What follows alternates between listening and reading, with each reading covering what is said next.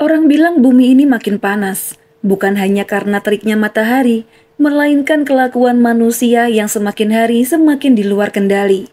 Ada saja peristiwa besar yang terjadi hampir di seluruh negeri, dan salah satu contohnya pernah terjadi di tahun 2019 silam di Kabupaten Bojonegoro.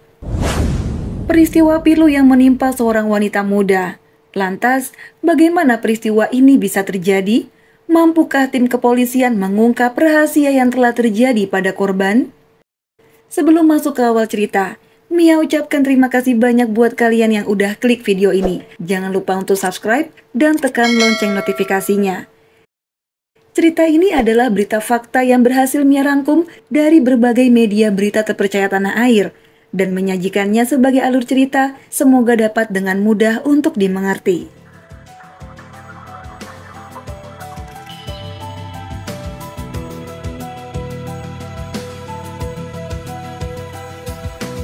Bermula pada tanggal 25 November tahun 2019, tepatnya jam 12 siang, ada dua orang pengendara motor yang sedang melintas di sekitar saluran waduk yang kering di Desa Ngumpak Dalem, Kecamatan Dander, Bojonegoro. Tiba-tiba mereka dikejutkan dengan sesosok jasad wanita yang telah terbujur kaku, bersimbah noda merah dan wajahnya terdapat banyak luka. Sementara itu di bagian lehernya ada sebuah tali tampar. Pengendara motor yang melihat pemandangan ini langsung menghubungi polsek setempat. Petugas kepolisian dan tim Inafis yang telah datang ke area TKP segera memasang garis kuning dan menjauhkan penonton dari area TKP agar tidak merusak lokasi atau merusak barang bukti yang mungkin saja tersebar di lokasi kejadian. Mayat wanita muda itu mengenakan kaos atasan berwarna merah dan celana dalam berwarna putih.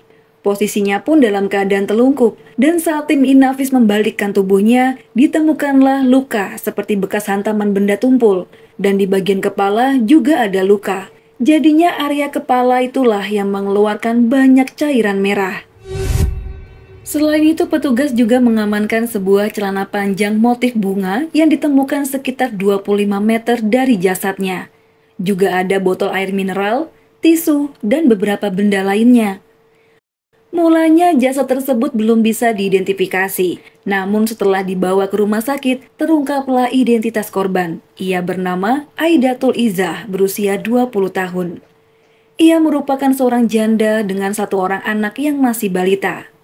Ia sendiri tercatat sebagai warga Desa Ngumpak Dalem, Kecamatan Dander, Bojonegoro.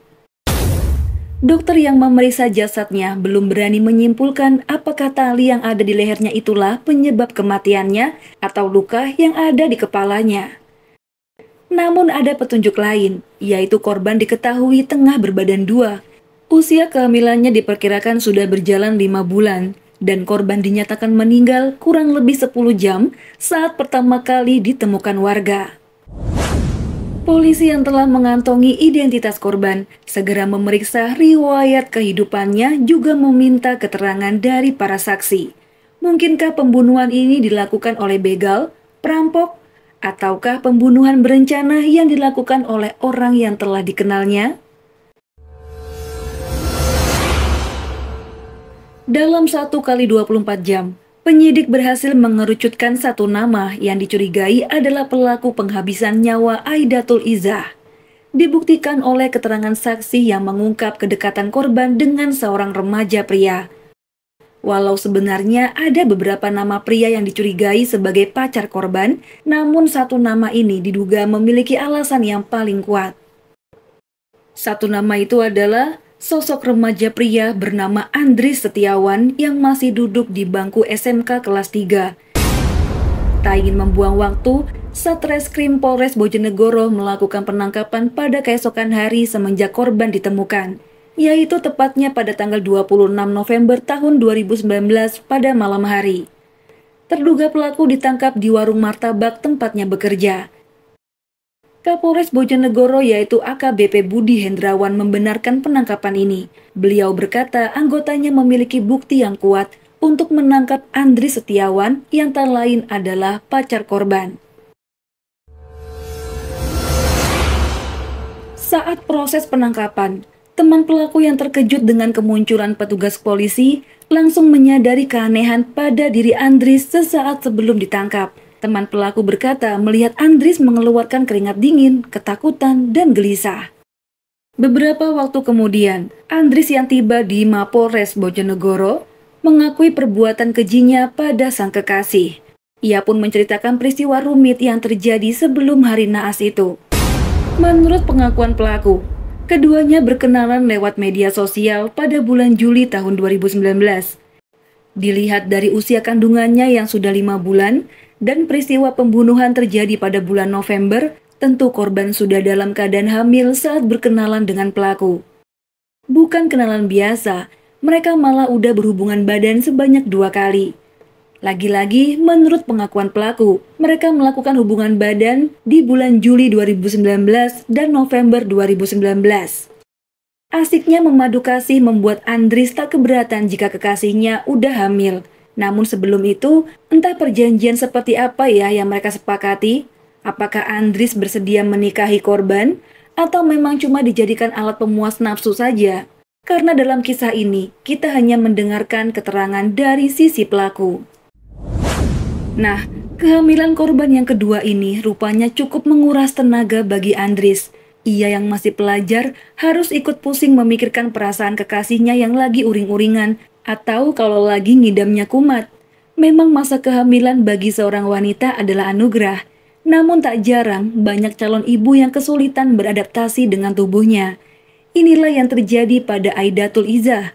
Merasa jika Andris adalah kekasih hatinya, ia tak segan menceritakan keluh kesahnya itu. Sebenarnya ada pembahasan ingin mengaborsi kandungannya itu, namun mereka belum menemukan tempat untuk menggugurkannya. Begitulah yang dirasakan Aidatul. Kehamilannya ini bukan anugerah, tapi bencana. Bagaimana tidak, sudah tahu sedang hamil, dia malah berencana pesta arak bersama Andris di pinggir waduk yang kering yang jauh dari pemukiman warga. Seperti yang terjadi di hari naas itu, yaitu hari Minggu tanggal 24 November tahun 2019.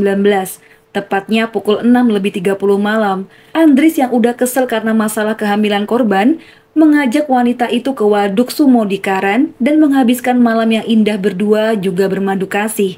Sambil minum arak, niat hati untuk melepas kepenatan dan persoalan hidup yang rumit, tapi nyatanya malah tambah ruwet.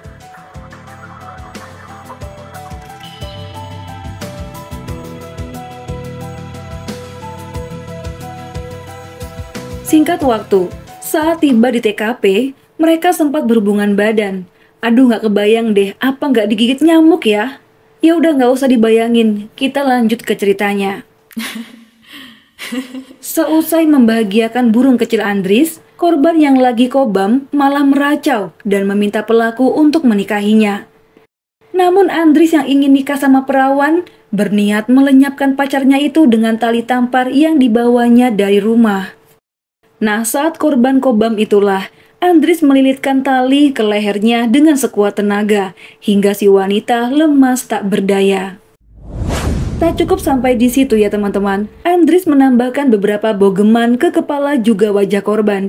Inilah yang menyebabkan area kepala korban dipenuhi luka, bekas benda tumpul yang ternyata pukulan dari tangan Andris sendiri. Seusai melakukan aksinya, pelaku kabur dengan mengendarai motor milik korban, menuju ke salah satu masjid terdekat dan menelpon temannya untuk menjemputnya. Disitulah sang teman melihat gerak-gerik Andris yang aneh. Nafasnya tersengal-sengal seperti habis macul 2 hektar tanpa henti. Dengan keterangan dari pelaku, juga ditemukan bukti-bukti. Jelas ini merupakan tindakan kejahatan, yaitu pembunuhan berencana.